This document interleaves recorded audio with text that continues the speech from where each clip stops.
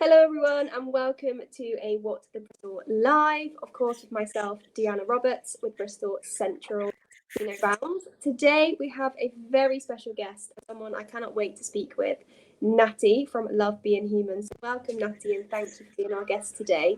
Hi, So, Deanna. we're going to kick live with just basically saying who you are and kind of, the reason for what you do. Yeah, hi. Thanks, Deanna. It's really nice to be here. So my name's Natty Ashira. I run a company called Love Being Human. And basically, I work with women who have or had breast cancer who recognise their illness to be a wake-up call and who want to do everything in their power, really, to heal and stay well. So I help them deal with the mental, emotional and spiritual aspects of the breast cancer journey. Working from, when they get diagnosed to also beyond clear, because it's about staying well afterwards. And really, I try and work with the root causes that prevent all the good stuff like diet and lifestyle changes from working. And I also help them embody the deeper aspects of the journey. So bringing forward the soul self, as I call it, that really is trying to speak to them through the illness. I actually have breast cancer myself. I was first diagnosed in 2013. And at that time, I made a spontaneous decision, really, that whatever happened, the breast cancer journey would be a gift to me. I don't know where that came from. And it certainly along the way, didn't feel like a gift in most instances. But as I look back, what I realise is that as I've met those challenges as they've come up, especially around resolving fear and grief and childhood trauma, the gifts actually have come and they keep revealing themselves. And at the moment, I'm still in my healing process, but I'm the happiest I've ever been in my life, and I'm really thriving.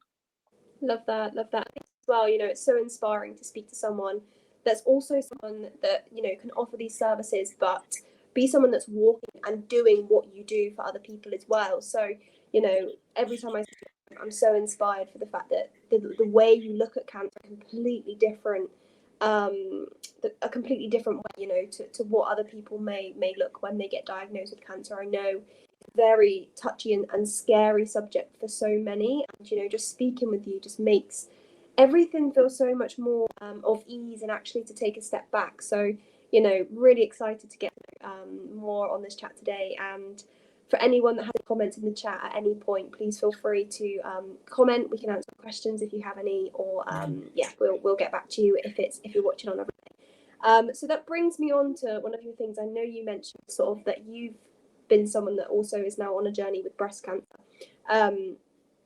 But I would like to know, what is your reason why for why you do Love Being Human? Obviously, I know there's a personal thing, but is there anything else that kind of makes you really want to connect with why you do Love Being Human? Yeah, and this has really come. It's really come forward more strongly as part of my own healing journey. I actually have an absolute conviction that we're entering into a new paradigm around healing and health. And part of that shift is that we need to take more responsibility, or complete responsibility, for ourselves, because the medical model that we currently operate with is quite limited. Now, I'm not knocking doctors and nurses and the NHS and things like that. I think they're very good at what they do, and they're very expert at what they do. But because of the journey I've been on and the research I've done and the way I'm approaching my own healing journey, what I see is that there's a real lack of awareness, not just within the medical system, but in our culture in general, around what causes cancer. And when we don't know what causes something, then there can be a lot of fear around it.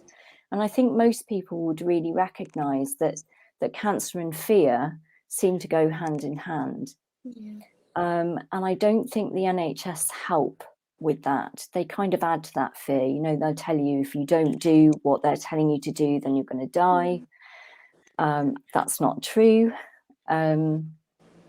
Because I know of many people who haven't gone down that route and they're thriving and they're living and they're healthy.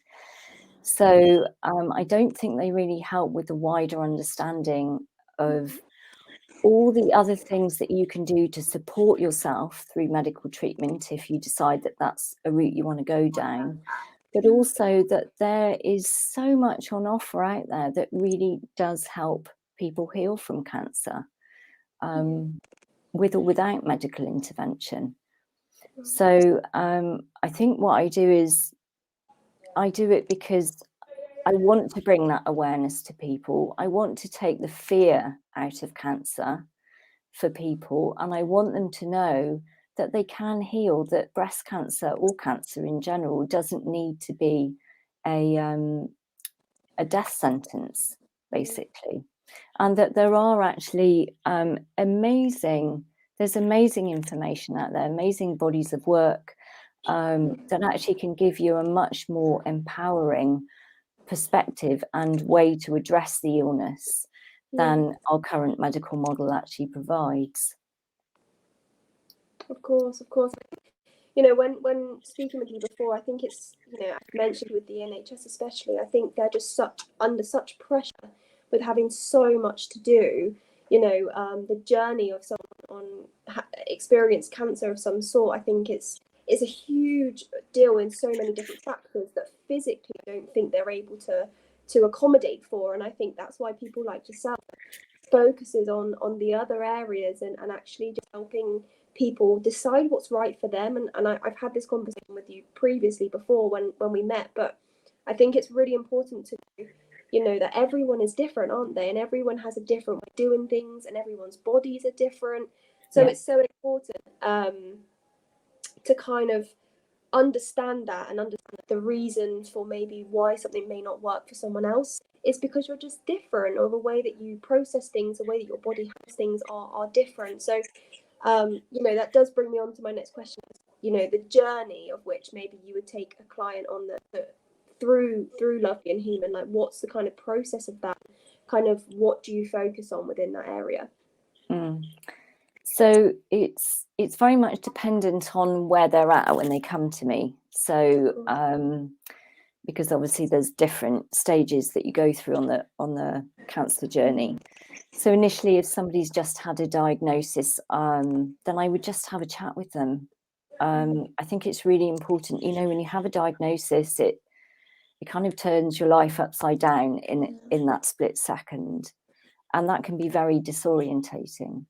So just to have a chat with somebody who's been through that, who understands what it's like, can be really, really helpful. And I just provide really a listening space, a safe, supportive space for them to say whatever they need to say and for them to be heard and felt in that experience. And if it's appropriate, then I might also do some signposting. So if they are asking for what can I do and what else is on offer, what can I look at, then I can make some suggestions depending on what they're coming with. The next step would really be basically helping them to sort of orient themselves to their healing path. So like you just touched on, really, we're all unique, and the way we're going to heal breast cancer or any other cancer has to be informed from your own being. So obviously there's things out there that you can do, and there's things out there that work for many people, but they don't work for everyone. So it's really important that you start to tune in and know how to tune in to what's right for you. So I have a process that helps women do that, which really helps them get out of the sort of overload of the overwhelm and the confusion and the fear. Once they start looking into sort of a more holistic approach, there can just be so much information that it actually becomes a stressor in itself. So I help them kind of make that process less overwhelming and more clear, and give them a way to move forward. And then after that, it's really down to them, because again, there's this uniqueness to their path. So I tend to have discussions with women about what they need help with, what they feel would be the most support, because of where they're at on their journey and what they're choosing to do. And that might be about diving more deeply into the soul aspect of the journey. It might be dealing with and coping with the mental and emotional aspects, the stress part of it, so that you can switch off those stress pathways and have an easier time going through the process. And then beyond all clear, if somebody's had the all clear, but there's, you know, it never really goes away having that breast cancer diagnosis.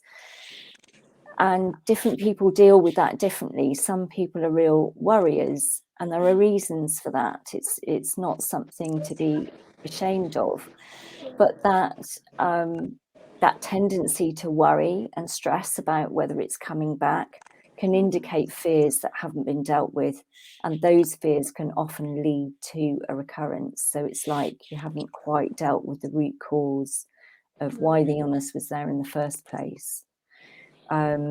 So that's the kind of work I would do with somebody who's already gone through their treatment and had the all clear.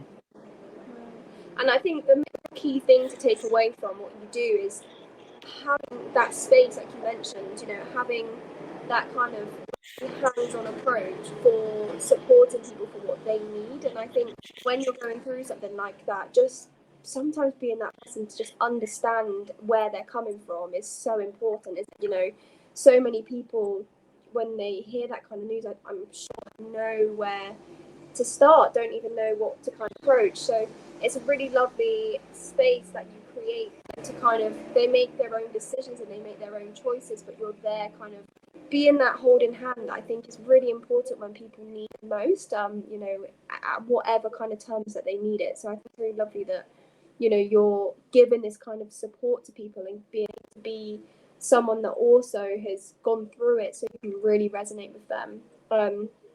So that does again lead me on to another question with, what is Stop Stressing and Start Healing? So tell me more about this. Okay, so Stop Stressing and Start Healing is a small package that I offer to women who, they may have just been diagnosed, they might have been on their sort of healing journey for a while, maybe they're having treatment, but perhaps they kind of just don't know what to do to heal, or they're looking at so many options and it's just becoming overwhelming and confusing. So Stop Stressing, Start Healing is a process that I take them through, which I did touch on a little bit earlier. We basically look at what I consider to be the 7 core essential areas that are necessary to address if you are moving forward with holistic healing. And holistic healing doesn't mean no medical treatment, but medical treatment is just a small aspect of the whole of what you can do to help yourself. So we look at these 7 core essential areas, and I basically guide them to really tune into what their own answers are that can come forward around these 7 areas. And then I support them to create their own unique healing plan from that. And so basically it's really to take the overwhelm out of things. It's to get out of your head, down onto paper what's in your head, so that it's not whizzing around all the time and creating that sort of chaos and confusion. And then really honing things down to what are the next 3 steps to take. And that's all. You know, you've got the rest of it on your healing plan, but it's just these first 3 steps. And what I found is when you can just hone things down to those 3 things, everything suddenly feels a lot more manageable and less stressful. And when we reduce our stress, then we can cultivate that healing energy in our body. It's a shift in the nervous system that happens. So yeah, and then that process is something that they can then take forward and use again and again and again. Wow, love that. And I think I would love to know if you have any kind of stories or anyone that's kind of gone through that process that, you know, if you to share anything with anyone of how it's benefited them and how it's actually maybe changed their lives, or something, you know, that kind of can resonate with people that may be thinking about or would like to get in touch with you. Yeah, sure. So I recently took a woman through the process. She'd just been diagnosed. We initially had a chat about what was going on for her. I mean, understandably, she was very stressed. She was actually quite low. She was feeling quite overwhelmed. Like, the more she started to look into what else she could do to support herself to heal, and whether or not she wanted to go through what was on offer from the medical system, it quickly became very overwhelming. A lot of information, and a lot of it conflicting. So a major thing for her was not knowing what diet to pick, because there's so many on offer and a lot of them conflict. So we had that initial chat, and then she decided to go through the Stop Stressing, Start Healing program. Mm-hmm. And basically, it really helped her to calm down that overwhelm, to get it out of her head. And when she was able to put her own answers on the paper about everything that she wanted to consider and look at, it helped her really clarify about what her priority was. And so actually, where she'd been focusing on diet and getting confused about that, what she discovered was that actually her main source of stress and where she wanted to focus was around her relationship, which over the previous 2 years had her and her partner had kind of got a bit distant. They hadn't been communicating so well. So this closeness and this support wasn't really there in the relationship. And it was a big eye-opener for her. So she went away from the initial session that we did with 3 things. One, a couple of things to do with her relationship with her partner, and one thing to do with her relationship with herself. And she worked on those, and then we had a follow-up session and reviewed that. And it was really making a massive difference to her.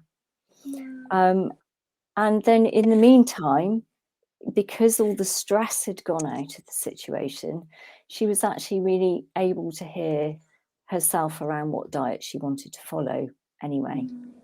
I love that. I think, like you say, it is something that you just don't realize, isn't it? That the point of sometimes the pinpoint or the element of which actually needs to be looked at, you can cover it up something else. And I think what you're incredible at is just staying calm and just being able to kind of really find out what you need for you. And I think sometimes it's so easy and to get wrapped in life and so many decisions and people kind of trying to direct you. And I'm sure, you know, when you get diagnosed with cancer, there's so much of that. People just put a new pillar to post, you know, what's best for you. And that with you really go through, actually, you know, if you want to do this for you, that's the key thing. And you know, that's a lovely story to kind of take away with someone, just to kind of understand her point focus wasn't something that she actually thought would be it. So yeah, incredible. Interesting, isn't it?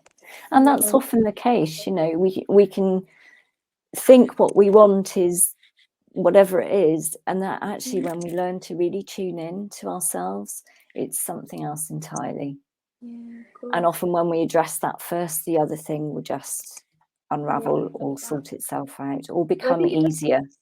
Yeah, and I think even, you know, having cancer or having to experience cancer, like you said, doesn't change that you're human. You know, you're still having other things to think about. And I think, like you say, sometimes it can have triggered something that has happened before you got diagnosed with cancer that needs to be addressed. So, you know, I think massive thank you for sharing some of that information with us today and this evening. And you know, one of my last things is, if someone's watching this on live now on a replay, how would they get in touch with you? I know No Bounds website, which is down below, but how can they maybe get in touch with you, and what's the process of that?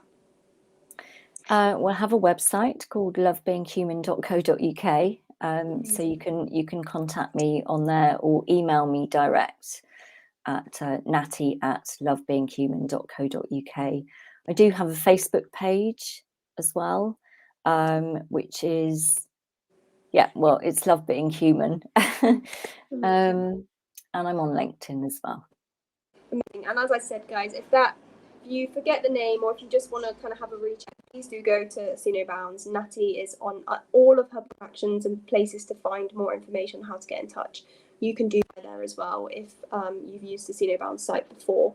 Natty, thank you so much for being our guest today. It's been really lovely having a chat with you and just kind of understanding, I think, sometimes no matter what it is you're going through, or even, you know, having something as nerve-wracking sometimes, like say fearful as the word cancer being approached into your life, how actually the most important thing is to tune in yourself and actually understand what you need to do for you. So it's been really lovely to talk to you, and I'm sure people that have maybe been diagnosed or, you know, in the future, please do get in touch with Natty, because she's got options as well to have there's a group option there that she can access you so you're not feeling alone if you need that support as well. So thank you so much, Natty, for being our guest today.